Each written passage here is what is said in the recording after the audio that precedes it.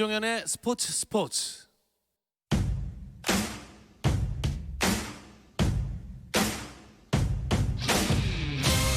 전설들을 소환해보는 시간 레전썰. 오늘도 중앙일보 김지한 기자, 정현호 KBS 스포츠 PD와 함께합니다. 안녕하세요. 네, 안녕하십니까. 안녕하세요. 자, 레전드를 만나보기 전에 일단 MLB 소식들을 짚고 넘어가겠습니다. 메이저리그가 일단 개막을 하긴 할 모양이네요. 네, 60경기 체제로 개막한다. 그리고 동일 리그 팀과 40경기, 그리고 인터리그로 이제 20경기를 치를 예정으로 메이저리그에서 공식 발표를 했으니까요. 예. 이제 뭐 류현진이나 김광현 선수의 던지는 모습을 볼 수 있을 것 같습니다. 일단 우리나라 선수들 입장에서 제일 다행인 것 같아요. 그렇죠. 이제 각 구단들이 60인 명단이라는 걸 발표했는데 이 명단 안에 들어야만 이 스프링 캠프에 참가를 할 수 있고 이번 시즌 메이저리그에서 뛸 수 있는 거예요. 근데 이제 이후에 60인에서 개막을 하게 되면 30인으로 줄고 2주 후에는 28명, 한 달이 지나면 26명 이런 식으로 로스터가 점차 줄어드는 형식입니다. 예. 아무래도 이제 선수들의 기량을 구단들이 좀 더 파악하라는 의도인데 당연히 류현진, 추신수, 김광현, 최지만은 포함이 됐고 피츠버그에 있던 배지환 선수도 예. 일단 명단에 이름은 올려놨습니다. 대신에 뉴욕 양키스의 박효준 선수가 아쉽게 포함이 되질 않아가지고 좀 아쉬운 부분이 있죠. 예. 류현진 선수는 토론토로 이동하게 될 듯하죠. 네, 플로리다 더니든에서 계속해서 이 개인 훈련을 하고 있던 류현진 선수가 마침내 이 캐나다 토론토를 갑니다. 캐나다 언론의 현지 언론의 이 보도에 따르면요, 이 토론토 구단이 이 스프링 캠프지인 미국 플로리다주 더니든에서 이 캐나다 토론토로 이동하는 구단 자체 전세기를 준비를 했다고 하고요. 선수들과 직원들이 이 전세기를 타고 다음 달 2일쯤에 이 토론토로 이동할 예정이라고 하는데. 토론토 구단은 현재 그 메이저리그 30개 구단 중에서 유일하게 이 미국이 아닌 이 캐나다에 연고를 두고 있잖아요. 예. 그래서 그동안의 이 홈 경기 개최에 이제 난항을 겪어왔는데 그나마 이 토론토와 캐나다 연방 정부 사이에 이 논의가 진전을 이룬 것 같고요. 캐나다 정부가 다음 주 중에 이 메이저리그 경기 개최 허가와 관련해서 공식적으로 발표를 할 것이다. 이런 보도가 있습니다. 이게 진전이 된다면 류현진 선수가 마침내 이 캐나다 토론토에 이 터전을 새롭게 꾸리고 새로운 환경에서 도전에 나서게 됩니다.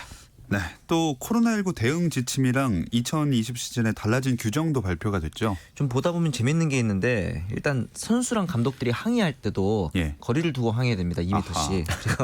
그리고 침 바르거나 침 뱉는 행위가 금지되고 대신에 이제 껌은 허용하는 걸로 이제 결과가 나왔는데 그리고 경기 전에 양팀 감독이 라인업 카드를 교환하잖아요. 이것도 금지하고 모바일 어플리케이션으로 입력해서 제출한다고 합니다. 네. 그리고 이제 야구적으로 보면 내셔널리그도 지명타자를 도입했고요.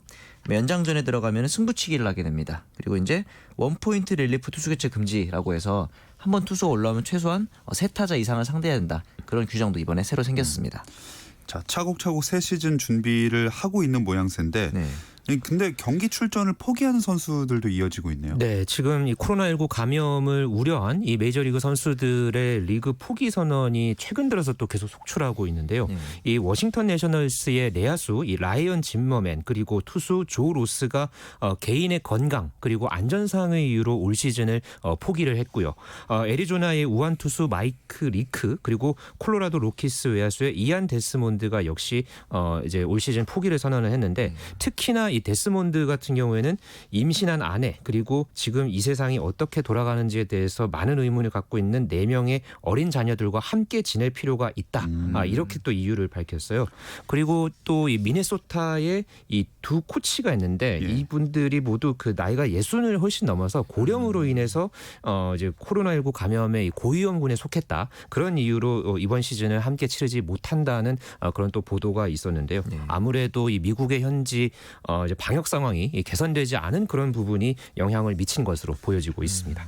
네, 뭐 리그 개막도 중요하지만 이들의 선택도 뭐 충분히 이해가 할 수 있는 것 같습니다. 그렇죠. 그러니까 구단에서도 이 부분에 대해서는 충분히 선수들의 입장을 이해한다는 또 그런 입장을 함께 내놨죠. 네.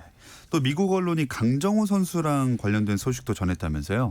피츠버그 언론에서 강정호 선수가 이제 KBO 리그 복귀가 무산됐다 하면서 메이저리그 복귀도 어려울 것이다. 33세의 나이가 걸림돌이다. 이런 식의 기사가 나왔는데 이게 결론적으로 피츠버그 지역에서도 강정호 선수를 뭐 재영입할 의사가 없다. 간접적으로 그런 의미로 받아들일 수 있을 것 같거든요. 네. 그렇기 때문에 이제 메이저리그로 복귀하기 어려워졌으니 뭐 야구를 더 하고 싶다면은 다른 리그를 알아봐야 하지 않나. 좀 그런 상황이 됐습니다. 네, 야구 소식은 여기까지 알아보고 이제 레전썰로 들어가겠습니다. 오늘은 어떤 선수의 추억 여행이 준비되어 있나요? 네, 오늘은 간만에 한 전설의 이 추억 여행을 한번 떠나보려고 네. 하는데요. 국민 마라토너. 아하. 네, 이 수식어 하나면 다 정리가 되죠. 네, 봉다리, 뭐 봉주르. 네, 국민 마라토너인 이봉주 선수의 이야기 한번 소환해 보려고 합니다.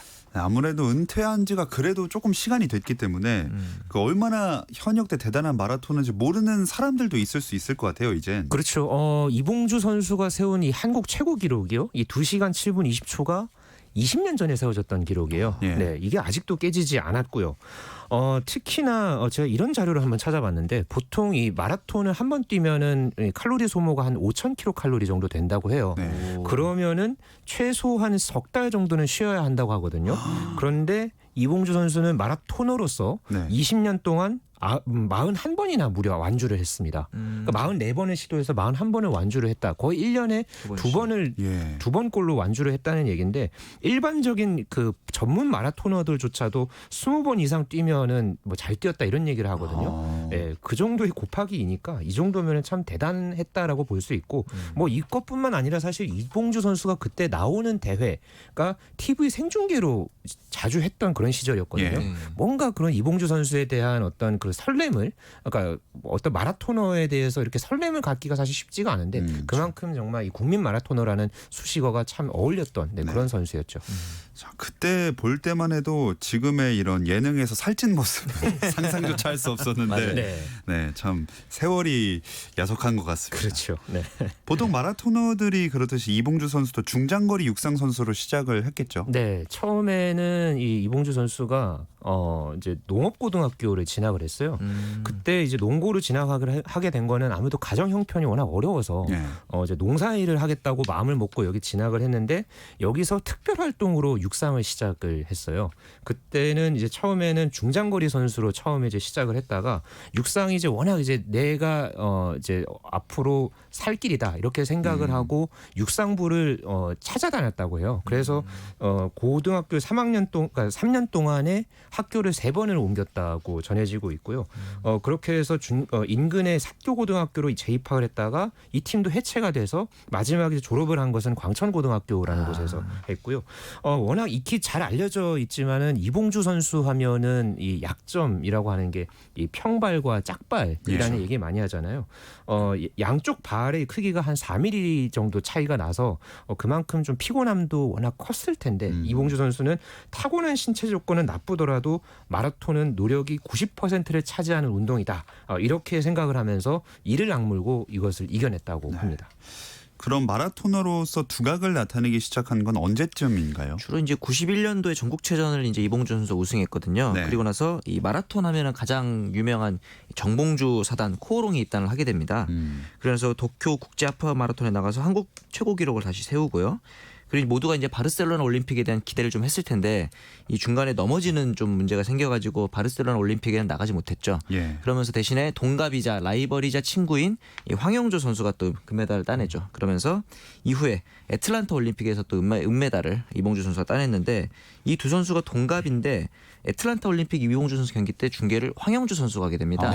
이 황영조 같은 경우는 좀 족저근막염이 만성적으로 있어서 은퇴를 좀 일찍 했거든요. 예. 당시에 그래서 그 이봉주의 은메달을 보면서 황영조가 엄청 열심히 응원하던 모습이 이 사람들한테 이슈가 됐었죠.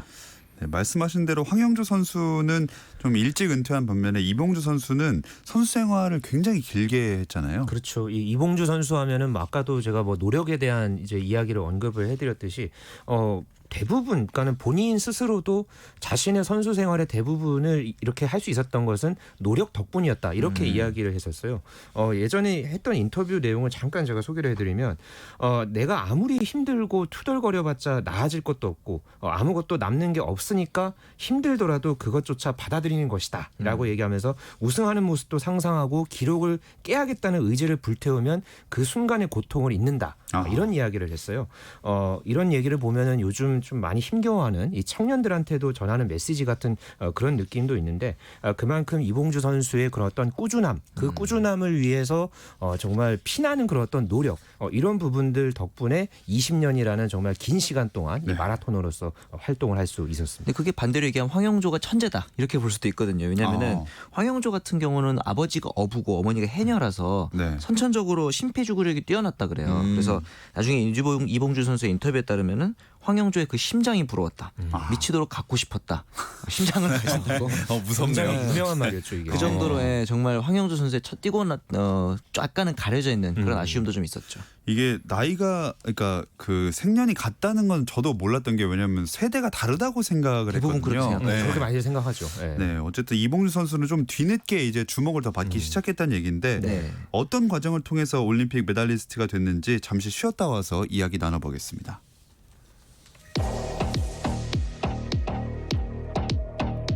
스포츠 잘 압니다. 김정현의 스포츠. 정현호 KBS 스포츠 PD, 중앙일보 김지한 기자와 함께하는 스포츠 레전드 이야기 레전썰 이어가겠습니다.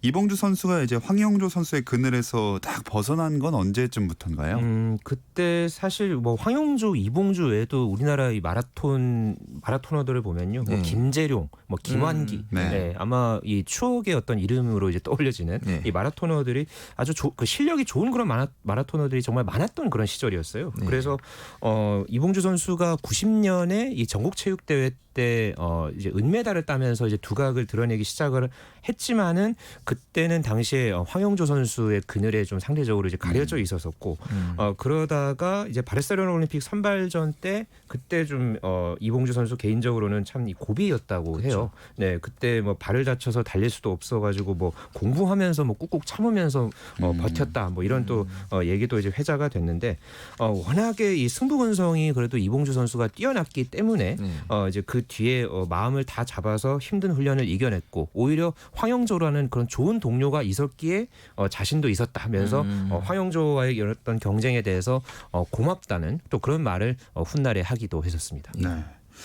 그럼 초반에는 확실히 네. 동나이 때 황현주 선수가 기대를 더 많이 받은 것만큼은 사실인 것 같네요. 바르셀로나 올림픽 우승하고 이후에 히로시마 아시안 게임까지 따내면서 이제 애틀란타 올림픽 2연패까지도 기대를 했거든요. 예. 근데 당시에 그 애틀란타 올림픽 선발전 초반에 황영조 선수가 족저근막염에 이은 다리 경련까지 오면서 걷다 뛰다 하면서 29위를 기록합니다. 그러면서 당시 대표가 이봉주, 김환기, 김희용이 올림픽에 나가게 됐는데 재발타 결혼이 엄청나게 빗발쳤다고 해요. 황영조니까. 네네. 그래서 이 협회에서도 4월 3일에 황영조 선수를 예비 대표로 선발을 합니다. 그랬더니 이제 당시 이 선발전에 나왔던 대회 주최사와 이로 인해서 밀려날 위기에 처한 김희용 선수 측에서 반발을 하게 되죠. 왜냐하면은 그럼 선발전이 의미가 없는 거니까. 그러네요. 그래서 결국 4월 15일에 정상에서 물러날 때가 가장 아름답다면서 황영조 선수가 이때 은퇴를 선언하게 됩니다. 자, 그런 일이 있었는 줄은 잘 몰랐었는데 네.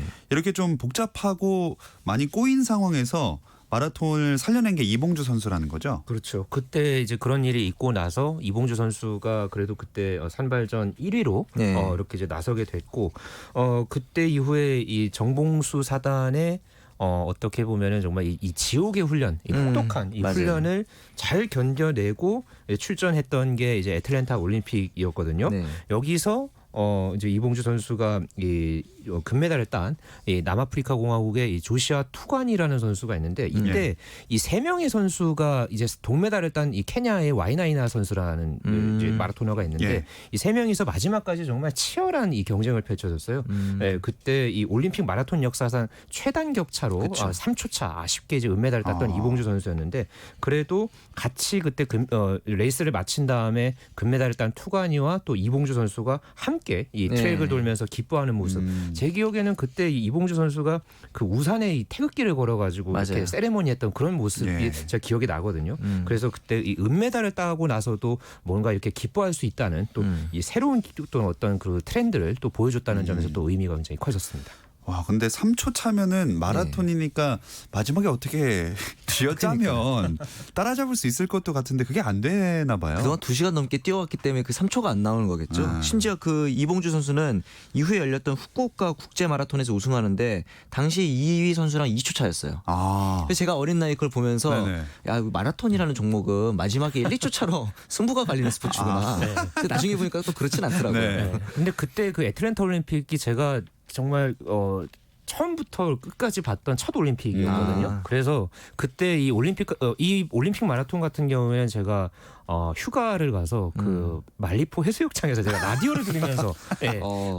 들었던 기억이 예. 있는데 그때 이 현장에서 이제 중계를 네네. 했던 그 분들이 너무 이 실감나게 중계를 해서 거의 뭐 월드컵 축구 중계하듯이 굉장히 그 짜릿했던 그런 기억이 있었어요. 그런데 그 듣는 사람들은 굉장히 짜릿했겠지만은 네. 그 경쟁자들한테는 참 힘들었던 그런 순간이었겠죠. 그렇겠죠. 네, 그랬었는데 거기서 이봉주 선수가 또 이 빛나는 은메달을 또 따냈다는 것에서 또 네. 의미가 굉장히 컸죠. 아마 계속 그 선두권의 격차가 워낙 좁다 보니까 그렇죠. 중계하는 사람들도 흥분하지 않았을까 그렇죠. 네. 하는 생각이 듭니다. 뭐 그 이후에 이제 이봉주 선수는 한국 마라톤의 간판이 되는 거죠. 그렇죠. 이제 로테르담 마라톤에서 또 한 번 한국 최고 기록을 갈아치우면서 2위를 따냈고 방콕 아시안 게임에서도 금메달을 따내면서 승승장구했는데 이후에 말씀드렸던 그 마라톤의 대부인 정봉수 감독과 코오롱과의 갈등이 좀 있었어요. 그래서 예. 은퇴 위기까지 몰렸는데 당시에 이 정봉수 감독이 황영조 선수의 사생활 관리를 좀 본인이 게을리해서 일찍 은퇴한 것 같다 이런 후회를 했대요. 그래서 이봉주의 사생활만큼 내가 엄격히 관리하겠다 이래서 약간 혹독한 훈련과 사생활 관리까지 열심히 하다 보니까 이봉주 선수 약간 거기에 대해서 불만을 가진 거죠. 네. 그러다 보니까 이런 약간 지도자와 선수와의 관계 사이에서 문제가 좀 있었던 것도 있다고 합니다.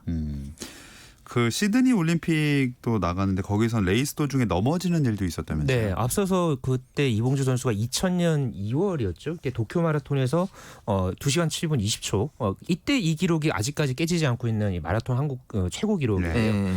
그러고 나서 시드니 올림픽 때 아무래도 또 전 대회였던 애틀랜타 대회 때 은메달을 땄으니까 네. 이 시드니 올림픽 때는 더더욱 이 국민적인 관심을 받고 이봉주 선수가 출전을 했거든요. 그랬는데 당시에 이 15km를 막 지났던 지점에서 이 스페인 선수랑 이제 같이 달리다가 이게 걸려서 넘어졌었어요.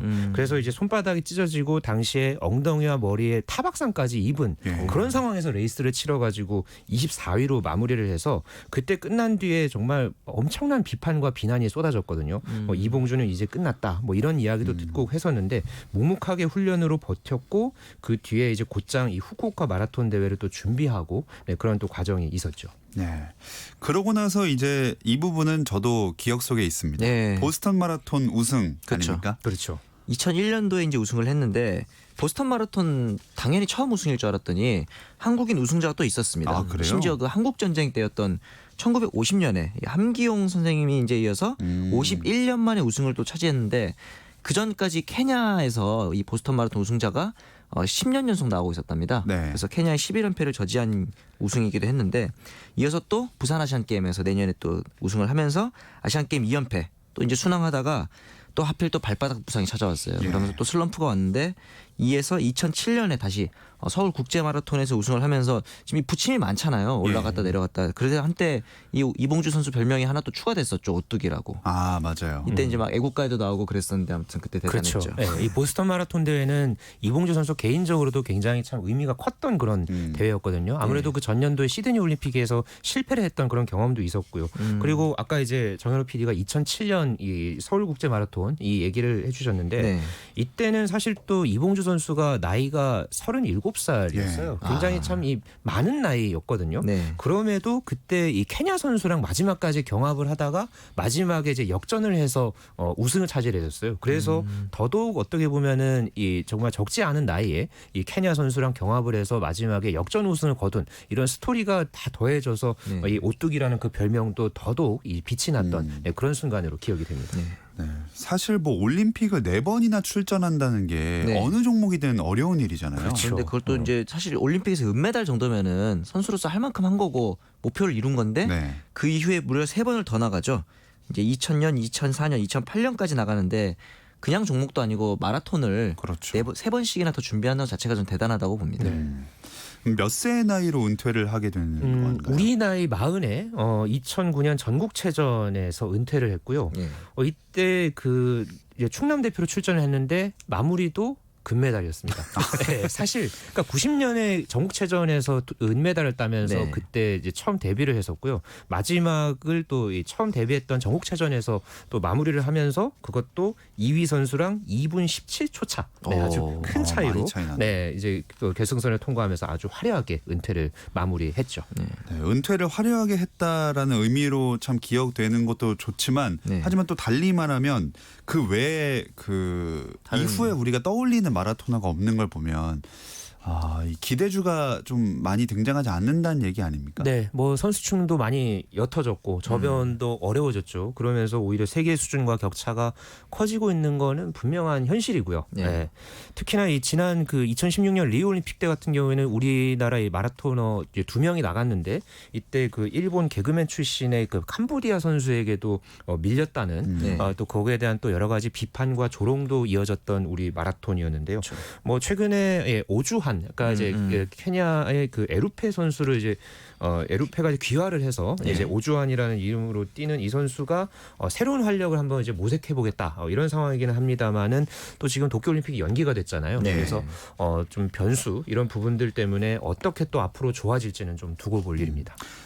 너무나 당연한 얘기지만 네네. 마라톤이라는 종목이 도전하기도 그렇고 뭐 성공하기도 어려울 수밖에 없을 것 같아요. 그렇죠. 이제 지구력과 체력이 좋은 다른 선수들이 구기 종목 같은 인기 종목으로 전향을 하거나 처음부터 그쪽 종목을 시작하는 경우가 많은 것 같은데 그래도 다행히 여자 마라톤에 있는 이 김도연 선수가 2018년 서울 국제 마라톤에서 한국 최고 기록을 갈아치웠기 때문에 이런 면에서 보면은 조금 더 다시 또 부응할 수 있지 않을까라는 기대를 좀 해봅니다.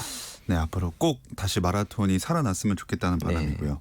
그래서 그런지 이 뭐랄까요, 국민 마라토너의 마지막 세대라고 또 할 수 있는 이봉주 선수가 엄청 대단해 보이기도 하는 것 같아요. 그렇습니다. 뭐 이 한 대회를 준비하면서 이봉주 선수가 한 2,000km를 달린다고 해요. 대회 한 석 달 전부터 하루 평균 20km 이상 또 40km까지 뛰기도 한다고 하고요. 이렇게 해야지만이 42.19km 풀코스를 시속 20km로 달릴 수 있다고 합니다. 그것을 20년 동안 꾸준하게 해왔다는 것 자체가 참 대단하고요. 사실 저도 이 10km 마라톤을 한 몇 년 전부터 뛰고 있는 그런 네. 입장에서 봤을 때 네. 뭐 사실 아주 큰 차이가 나긴 합니다만은 이 10km 뛰고 나서도 저는 좀 헉헉대거든요. 예. 네, 그런 입장에서 봤을 때는 정말 이봉주는 정말 존경의 대상입니다. 저희 선배들이 이제 종목을 맡아가지고 이제 취재를 하고 또 중계를 하다 보면은 선수들 중에 자기 종목이 진짜 좋아서 즐기는 사람이 딱 2명 있었답니다 지금까지. 누구요? 박찬호 선수랑 이봉주 선수예요. 진짜로 마라톤을 사랑해서 계속 뛰는 그러면서 또 사람들한테 홍보도 많이 하는 그런 면에서 보면 진짜 대단한 역시 레전드이다 이렇게 볼 수 있을 것 같아요. 네, 뭐 요새도 10km씩은 그냥 취미 삼아 뛰어다닌다고 하니까 네, 그렇다고 그렇다고 하죠. 대단하다고 네. 생각이 됩니다. 자, 중앙일보 김재한 기자, 정현호 KBS 스포츠 PD와 함께한 스포츠 전설들의 이야기 레전썰 이봉주 선수 편은 여기서 마무리하겠습니다. 두 분 고맙습니다. 네, 감사합니다. 감사합니다. 네, 7월에는 매주 화요일에 국가대표 초대석으로 여러분을 찾아가게 됩니다. 두 분도 함께 만나볼 수 있으니까 들어주시고요. 저는 내일 또 돌아오겠습니다. 김종현의 스포츠.